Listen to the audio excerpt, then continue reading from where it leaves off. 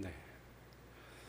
1년에 한 번 정도 온 성도와 함께 하나님의 말씀을 나눌 수 있어 저에게는 기쁜 날인 것 같습니다. 저는 매주 청소년들과 함께 말씀을 나누다 보니까 설교하는 이 방식이 얘기를 나누듯이 중간중간에 질문도 있고요. 그렇게 얘기 나누듯이 설교를 많이 하는 편입니다.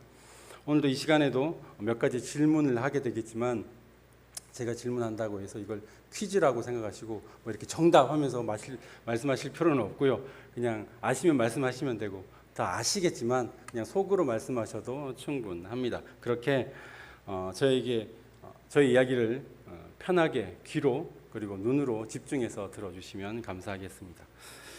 그렇다면 첫 번째 질문부터 한번 드려보도록 하겠습니다. 여러분, 성경에서 가장 중요하다고 생각되는 한 사람을 뽑으라고 한다면 여러분은 누구를 선택하시겠습니까? 네. 당연하다고 생각되듯이 아마 대부분의 성도님들이 예수님이라고 생각하실 텐데요. 그렇다면 예수님에 대한 이야기를 기록한 책을 우리는 보통 무엇이라고 얘기하죠? 성경책에 예수님 말고 다른 이야기도 많은데 예수님 이야기만 적은 책을 우리는 보통 복음서라고 얘기를 많이 하지요. 마태복음, 마가복음처럼 이제 복음이 들어갔다고 해서 이 복음의 뜻이 기쁜 소식이지 않습니까? 즉 예수님께서 우리 삶에 가장 기쁜 소식이 되어 주셨기 때문에 예수님에 대한 이야기를 우리는 복음서라고 말하고 있습니다. 그렇다면 혹시 이 복음서가 언제 기록되었는지는 아십니까? 이 복음서가 언제 기록되었을까요? 언제 써졌을까요? 아마 이 부분에 대해서는 어려운 부분이겠지만 예수님께서 이 땅에서 하늘로 올라가신 후에 약 30년이 지난 이후부터 처음으로 복음서가 기록되기 시작했습니다. 왜냐하면 당시에는 이 복음서라는 것 자체를 기록해야 된다는 생각조차 못했습니다. 물론 많은 사람들이 글자 자체를 읽지 못한 것도 있겠지만 더욱이 예수님께서 승천하신 이후에 천사들이 그 남아있는 제자들에게 무엇이라고 얘기했냐면 예수님께서 하늘로 올라가신 그대로 본 그대로 오시리라고 얘기하셨기 때문에 그들은 그냥 좀 지나면 몇 해가 지나면 예수님께서 다시 오시겠지 하고 생각했기 때문에 굳이 그 모든 사실들을 기록으로 남길 이유가 없었습니다. 그런데 문제는 예수님께서 그렇게 빨리 오시지 않는다는 것이죠. 아마 예수님께서 이렇게까지 지금도 안 오셨으니까요. 이렇게까지 늦게 오신다는 것을 알았다면 아니면 처음부터 예수님께서 하나님의 메시아라는 것을 알았다면 이 땅에 사역하고 계실 때 부지런히 쫓아다니면서 행동한 것 하나, 말씀한 것 하나 다 기록해서 남겼을 텐데 그때는 몰랐습니다. 그리고 예수님의 재림이 늦어져도 그 늦어지는 이후에도 몰랐던 것이죠. 예수님께서 하늘로 올라가신 이후에도 생각하지 못했습니다. 예수님께서 승천하신 이후에도 초대교회 사람들은 예수님에 대한 기록을 남겨둘 생각을 할 필요가 없었습니다. 왜냐하면 예수님에 대한 모든 기록은 자신의 머릿속에 기억으로 다 가지고 있었기 때문이었죠. 초대교회 모든 성도들 중에 상당수가 처음부터 끝까지 예수님을 따라다닌 사람들이 대부분이었습니다. 사람들이 이렇게 다 함께 모여서 모임을 했겠죠. 예배를 했습니다. 그들은 처음으로 어떤 방식으로 예배를 했을까요? 지금과 같이 이렇게 찬송가가 있는 것도 아니고 그리고 성경책이라고 있다면 구약 성경밖에 없지 않습니까? 그들은 어떻게 이 모임, 예배라는 것을 했을까요? 그들은 모여서 대부분 간증을 했습니다. 서로 자신이 만난 예수님께서 직접 만났으니까요. 그 예수님께서 어떤 말씀을 하셨고 어떤 행동을 하셨고 그리고 자신에게 어떤 이적을 베푸셨는지 그 은혜의 순간을 말하는 것만으로도 하루가 부족했을 것입니다. 그런데 그 은혜를 입은 사람이 지금 수백 명, 수천 명이 모여 있습니다. 그러니 그 한 사람 한 사람이 말하는 것만 다 모아도 어마어마한 양이 되겠지요. 그것만으로도 그들에게 충분한 은혜이자 성령의 역사였습니다. 그런데 초대교회 성도들에게 이 시간이라는 큰 문제가 다가왔습니다. 1년을 기다려도 2년을 기다려도 3년을 기다려도 예수님 안 오시죠. 10년을 기다리고 20년을 기다리고 지나서 30년을 기다렸는데도 예수님은 오지 않으십니다. 이제 앞서 말씀드린 대로 그 은혜를 입은 사람들이 이제는 수명이 다해서 한 분씩 두 분씩 하늘로 올라가기 시작합니다. 당시 평균 연령이 그렇게 많지 않았기 때문에 시간은 그들을 모두 다 하늘로 데리러 올라갑니다. 이제 함께 모인 사람들에게는, 이 사람들 중에는 예수님이 어떤 말씀을 하셨는지, 어떤 행동을 하셨는지 직접 보고 말해줄 사람들은 점점점 줄어들어서 거의 없고, 이제 남은 사람들은 그 이야기를 전해서 들은 사람들, 전해서 들은 그 기억을 갖고 있는 사람들, 그의 자녀들이겠죠. 혹은 예수님을 한 번도 보지 못했지만 이 교회 공동체를 만나서 예수님에 대해서 뒤늦게 알게 된 그런 사람들만 남게 되었습니다. 그러다 보니 전해 들은 이야기, 그 기억들의 오류가 일어나기 시작하는 것이죠. 똑같은 이적을 말하는데도 이 사람은 이렇다고 말하고 저 사람은 또 저렇다고 말하기 시작합니다. 모여있는 사람들이 헷갈리기 시작하는 것이죠.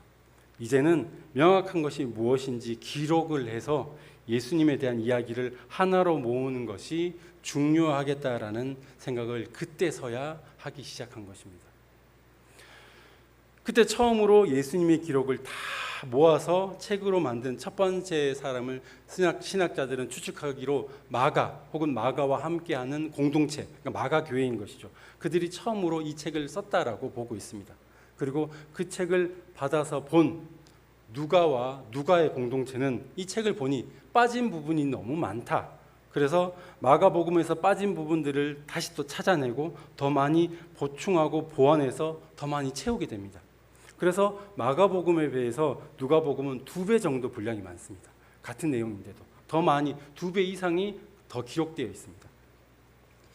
그리고 마태의 입장에서는 자신과 함께하고 있는 그리스도인들이 대부분 토종 유대인들이다 보니 이들에게 가장 좋은, 잘 읽힐 수 있는 방법은 그들의 가장 우상이라고 할 수 있는 모세가 쓴 오경, 모세 오경에 빗대어서 그 구조를 다시 바꿔서 모세 오경을 쓰듯이 마가복음을 5가지 이야기 구조로 만들어서 다시 재편하게 됩니다. 그것이 마태복음입니다. 그러다 보니 마가와 마태의 순서가 조금 많이 다릅니다.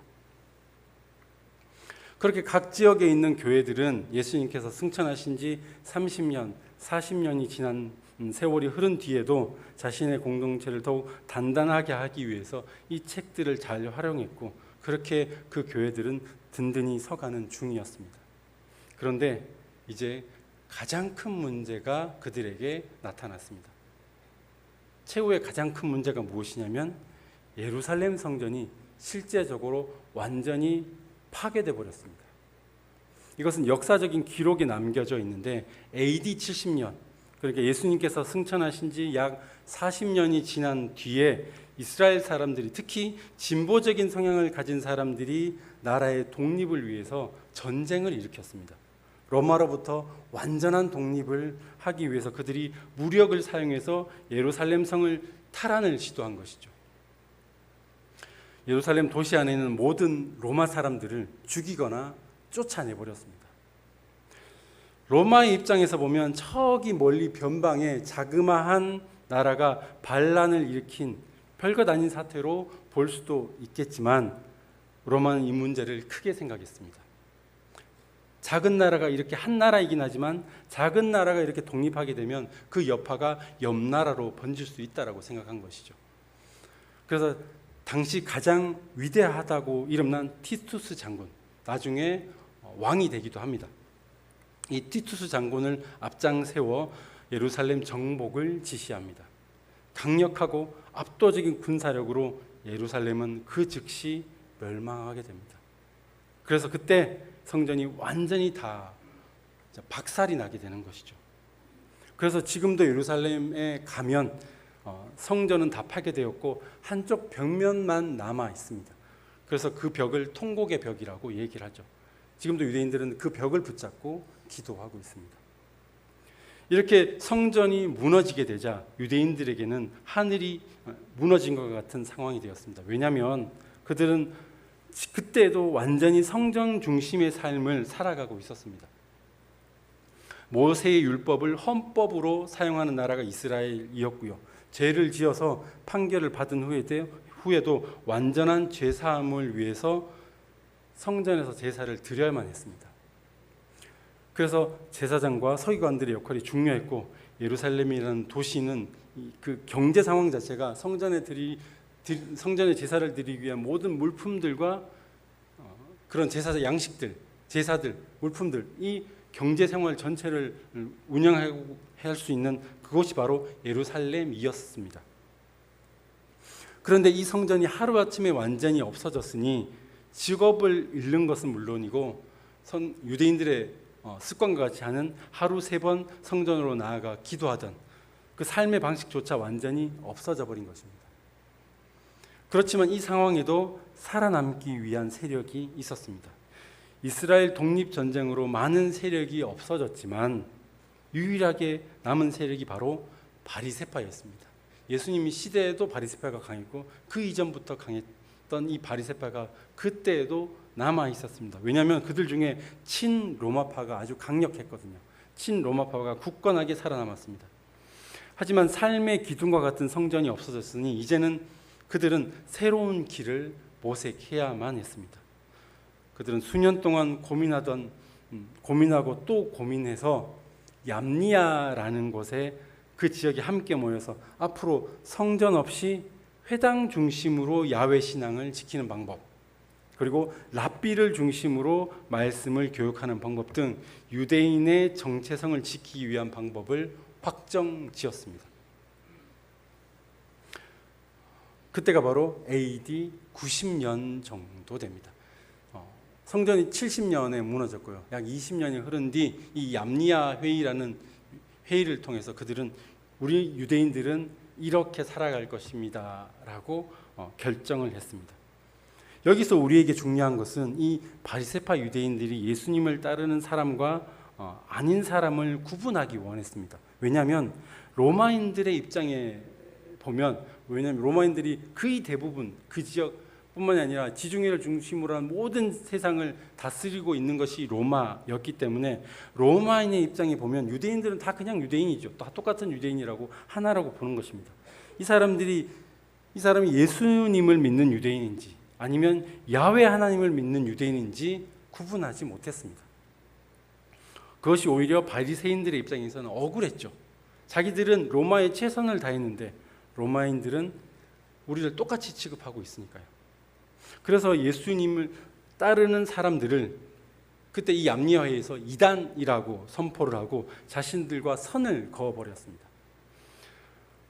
그리고 그들이 사람들의 마음을 흔들어서 독립해야 한다고 떠들며 로마에 대해서 대적하는 무리라고 고발하기 시작했습니다. 특히 그들이 믿는 예수라는 자는 스스로 메시아라고 말하지만 그것은 모두 거짓이고 그 모임은 이단이라고 결론을 내리고 그리스도인들을 박해하기 시작했습니다. 예수 믿는 사람들을 이단으로 결정한 이 얌니아 회의에 대항하기 위해 쓰여진 복음서가 바로 요한복음입니다. 그래서 요한복음은 예수님이 누구신가, 예수님의 정체성에 대해서 끊임없이 말하고 있습니다. 그런데 그 형식에 있어서는 기존에 있던 마태, 마가, 누가복음서에 있던 그 형식을 그대로 끌어왔지만 그 내용에 있어서는 많은 부분이 차이가 날 수밖에 없겠지요.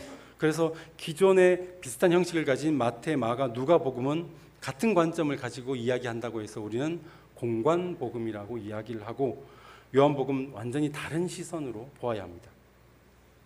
시기적으로도 공관복음들은 약 AD 66년에서 80년 안에서 모든 기록이 완료됐다고 보고 있고 요한복음은 AD 90년 이후에 즉 얌니아 회의가 있은 이 다음에 기록되었다고 보고 있습니다. 앞서 말씀드린 대로 요한복음의 핵심은 예수님이 누구인가입니다. 요한은 이 부분을 말할 때에 예수님은 이런 분이십니다 라고 기록하지 않고 그런 어투로 적지 않고 예수님께서 스스로 말하는 방식으로 이야기를 적고 있습니다. 그래서 나는 무엇이다. 나는 이러한 메시아다 라는 방식으로 글쓰기를 하고 있습니다. 헬라어로는 이것을 에고에이미라는 단어를 써서 에고에이미라는 말이 아주 유명하죠. 에고에이미, 나는 무엇이다. 하나님께서 창세기에 자신이 누구임을 말할 때 나는 스스로 있는 자이다 라고 말하는 그 방식을 그대로 요한은 사용한 것입니다. 요한복음은 이렇게 7가지의 에고에이미가 있습니다. 즉 나는 무엇이다 라고 기록하고 있죠. 이쯤에서 한 번 더 질문을 해보려고 합니다. 혹시 나는 무엇이다 라고 말한 요한복음의 내용 중에 기억나시는 것이 있으실까요? 나는 무엇이다. 갑자기 이렇게 질문을 드리면 기억이 안 나는 게 정상입니다. 제가 하나씩 한번 말씀드릴 때 잘 떠올려 보시면 다 아는 말씀입니다. 첫 번째는 지난 2주 전부터 우리가 이 예배 시간에 요한복음 6장을 계속 보고 있거든요. 요한복음 6장에 나와 있는 것이 나는 생명의 떡이다 라는 말씀이 기록되어 있습니다. 그리고 두 번째로는 8장에 나는 세상의 빛이다 라는 말씀이 기록되어 있고요. 그리고 10장에는 2가지 말씀이 있는데 나는 양의 문이다. 양이 있으면 따라온 무언가가 있을까요? 목자가 필요하겠지요. 나는 양의 문이다. 나는 선한 목자다가 10장에 나옵니다. 그리고 11장에는 무덤에서 나사로를 살리실 때 이렇게 말씀하시죠. 나는 부활이요 생명이다 라고 말씀하십니다. 그리고 14장에는 조금 긴 문장이지만 들으시면 다 아십니다. 나는 길이요 진리요 생명이다 라고 말씀하십니다. 여기까지가 6개였고요. 이제 마지막으로 하나가 남았는데 마지막 하나가 무엇일까요? 혹시 아시는 분 계십니까? 이걸 이제 노래로 하면 다 아실 텐데 예수님은 생명의 참 포도나무, 나는 참 포도나무이다 라는 말씀이 15장에 나와 있습니다. 이렇게 총 7개의 에고에이미, 나는 생명의 떡, 세상의 빛, 양의 문, 선한 목자, 부활이요 생명이다, 길이요 진리요 생명이다, 마지막으로 나는 참 포도나무이다. 이 이야기를 중심으로 요한은 예수님의 정체성과 예수님의 메시아 되심을 복음서라는 이야기 방식을 통해서 많은 사람들에게 알리기 위해서 이렇게 기록하였습니다. 특히 오늘 본문 6장에 나와 있는 나는 생명의 떡이다 라는 예수님의 긴 심화 설교는 6장 앞부분에 기록된 기적 이야기로부터 시작이 됩니다. 요한복음 6장에 기록된 기적 이야기가 무엇인가요? 다들 아시죠? 5개? 2개. 오병이어라고 이야기하죠. 오병이어라는 이 이적이 어떤 의미를 가지고 있는지에 대해서 공관복음은 기록하고 있지 않습니다. 많은 사람들이 예수님을 보기 위해서 모였고 시간이 지나서 배가 고팠는데 떡 5개와 물고기 2마리로 수많은 사람들을 먹였다라는 사실을 기록하고는 있지만 이것이 예수님에게 메시아로서 어떤 의미를 가지고 있는지에 대해서는 자세하게 기록되어 있지는 않습니다. 공관복음에. 아마도 초대교인들은 이 이적을 통해서 예수님 메시아임을 누구나 믿게 되는 증거로 당연히 생각했지만 바리새파 사람들은 이렇게 허무맹랑한 이야기로 사람들을 선동한다고 주장하고 있었던 것입니다. 실제로 오병이어의 이적을 베푼 직후 많은 사람들이 예수님을 왕으로 삼아야 한다고 의견을 막 쏟아내기 시작했고 그래서 예수님은 쫓기듯이 도망하셨죠. 때문에 예수님이 이단이라고 그들은 주장하고 있는 것입니다. 하지만 요한은 그들의 말이 틀렸고 예수님은 메시아로 인정하는 것이 옳다고 반박하는 글을 이렇게 기록하고 있는 것입니다. 지금부터는 성서일과표에 있는 복음서 말씀을 보시면서 말씀을 드리도록 하겠습니다. 성서일과표 뒷장 복음서 말씀 펼쳐주시면 먼저 복음서 본문 35절 6장 35절은 이렇게 먼저 선포하였습니다.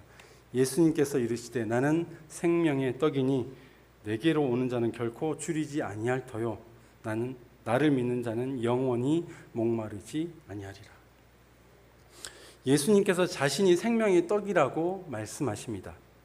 오병이어의 기적을 베푼 이후 이 생명의 떡을 먹으면, 즉 하나님께서 메시아로 보내신 하늘에서 내려온 이 생명의 떡을 먹으면 영원히 목마르지 않을 것이라고 선포하자 유대인들이 이 말을 가지고 말꼬리를 잡습니다.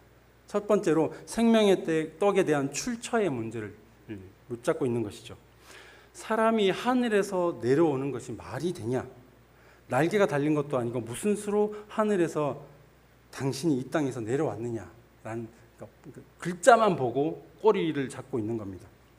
내가 너의 아버지도 알고 너의 어머니도 알고 너희 집안이 어떤 집안인지 아는데 너는 너의 어머니 마리아의 뱃속을 통해서 태어난 사람 아니냐? 네가 어떻게 해서 하늘에서 내려왔냐? 그게 말이 되냐?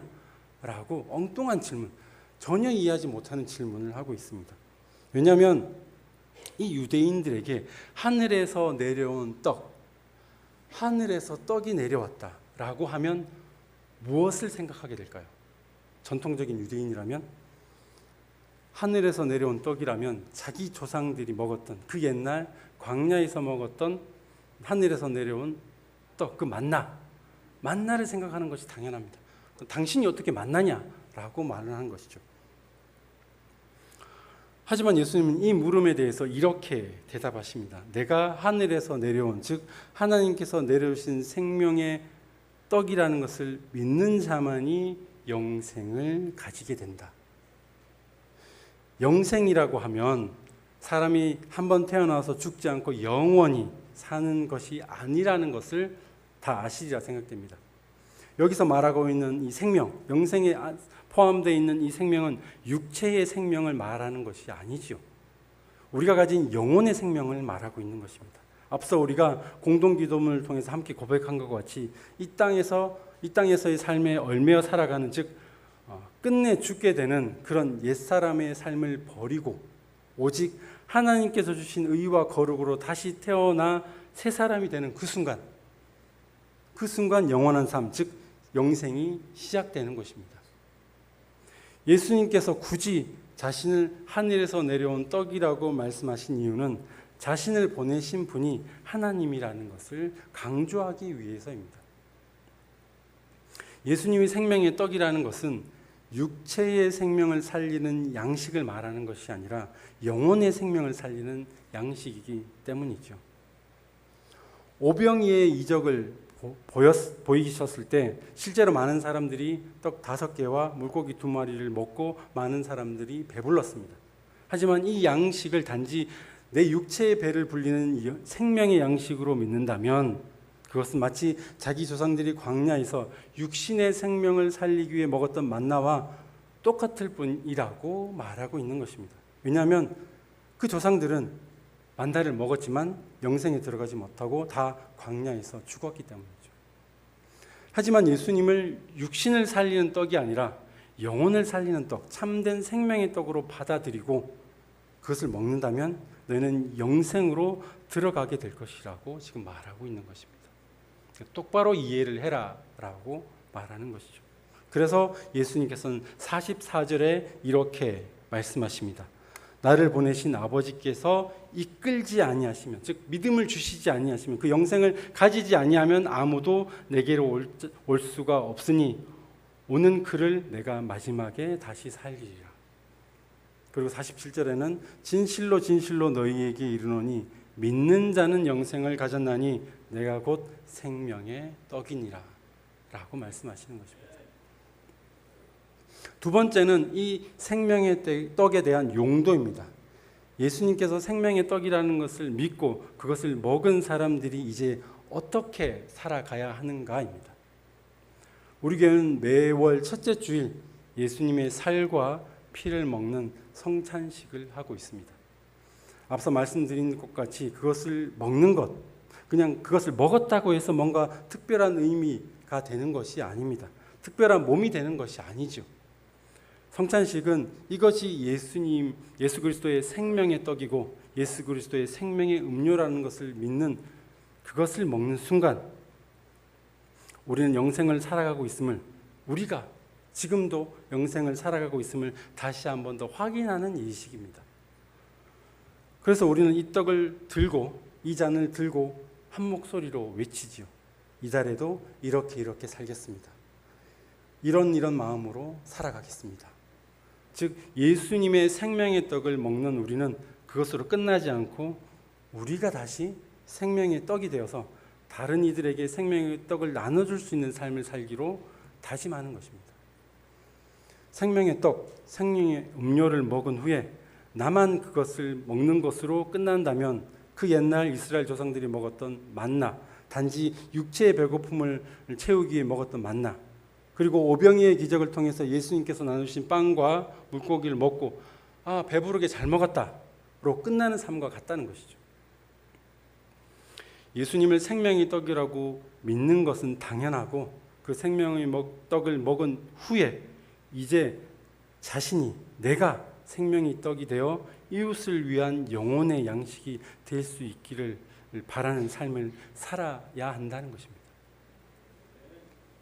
예수님께서는 새 사람이 되어 영생으로 살아가기로 다짐한 우리가 단지 내 배를 채우기 위한 목적으로 생명의 떡을 먹는 것이 아니라 내 영혼의 양식을 위한 목적을 넘어서 내가 예수 그리스도를 본받아 이웃을 위한 영혼의 양식이 되어서 또 다른 사람들을 살리고 그 사람도 다시 영혼의 양식이 되어서 또 다른 사람을 살리는 것, 바로 이런 하나님의 나라를 만들어가는 방식이라는 것을 보이시기 위해서, 이것이 바로 하나님 나라가 되는 것이라고 보이시기 위해서 오병이의 기적을, 즉 끊임없이 나오고 또 나오는 음식, 이 오병이의 기적을, 이 음식 기적을 보여주신 것입니다. 그렇다면 예수님께서 주신 생명의 떡을 먹은, 그래서 다시 생명의 떡이 된 나는 어떻게 살아가야 할까요? 친절하게도 오늘 성서 일과편은 우리가 어떻게 살아가야 하는지 에베소서에 기록된 바울의 권면을 통해서 우리에게 알려주고 있습니다. 위에 있는 제2독서 에베소서 맨 마지막 5장 2절의 끝부분, 사랑으로 살아가십시오를 찾아보시기 바랍니다. 맨 마지막, 여러분도 사랑으로 살아가십시오. 찾으셨습니까? 에베소서 제2독서입니다. 에베소서 5장 2절 끝부분, 사랑으로 살아가십시오. 찾으셨습니까? 네.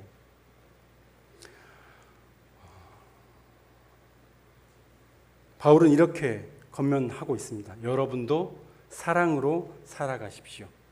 그렇습니다. 생명의 떡이 된 여러분, 사랑으로 살아가시기 바랍니다. 이 말이 무슨 뜻인지 좀 더 자세히 알아보기 위해서 바로 윗절에 있는 1절과 2절을 한 목소리로 봉독해 보도록 하겠습니다. 1절입니다. 그러므로 여러분은 사랑을 받는 자녀답게 하나님을 본받는 사람이 되십시오. 그리스도께서 여러분을 사랑하셔서 우리를 위하여 하나님 앞에 향기로운 예물과 제물로 자기 몸을 내어주신 것과 같이 여러분도 사랑으로 살아가십시오. 아멘. 그런데 여기서 바울은 사랑으로 살아가는 것이 구체적으로 어떤 모습으로 사는 것인지 더 친절하게 알려주고 있습니다.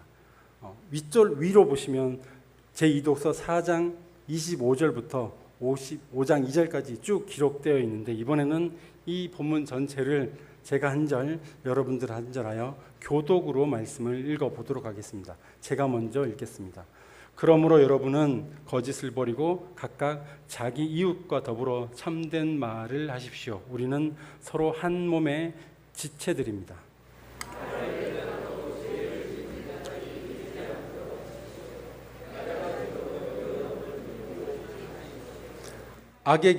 악마에게 틈을 주지 마십시오.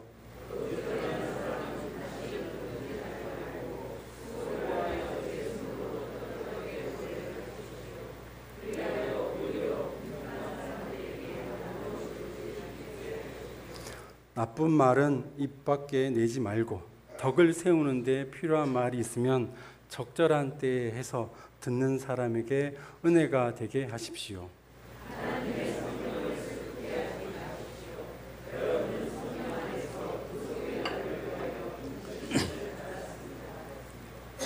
모든 악독과 격정과 분노와 소란과 욕설은 모든 악의와 함께 내버리십시오.